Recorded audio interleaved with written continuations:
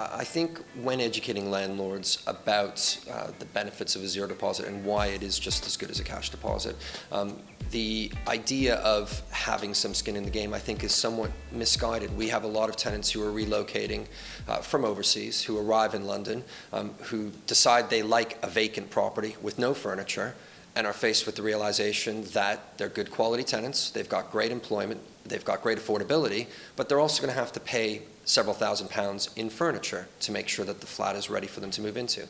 On top of that, a large deposit. What we've tried to make landlords see are the different circumstances of tenants, and by giving them the choice of what they would like to do, we think that we will ensure that they'll be able to attract the best possible tenant for their property. As new landlords, and indeed existing ones that are coming back to re-let a no property with us, we make them all aware that we've partnered with Zero Deposit and what they offer. And I think one of the key things that we focus on with them is also the amount of deposit, the 6 weeks that you're covered compared to the 5 weeks on the traditional scheme that's out there at the moment.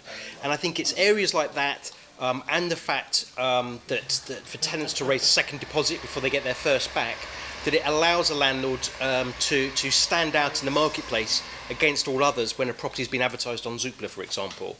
If there's one that says a no deposit option is available, it stands out compared to all of the others, and we make that aware to a lot of new landlords as a better way of operating in the sector. The benefit of offering zero deposit for landlord to prospective tenants is really clear. I think increasingly there will be a percentage of the marketplace that will want to have that choice. So a landlord who's only accepting a cash deposit will only be attracting a certain percentage of the marketplace. And I think for a landlord to achieve the best price possible, they're going to have to appeal to the entire tenant base. So by allowing a zero deposit, what they are in effect ensuring is that they are going to get the best price possible by attracting 100% of tenant demand out there in the market. I think it's an interesting aspect that if a tenant can't afford the deposit, can they actually afford the rent? But I think we actually need to understand the process here, and whether somebody has £2,000 in a savings account or not really doesn't have a bearing on whether they can afford the property. The key aspect anybody should look at is to make sure that their take-home pay, that the rent that they are paying is no more than a third of someone's take-home pay. The second it's more than that, it sort of almost goes into danger zone from an affordability perspective. And I really recommend landlords look at that.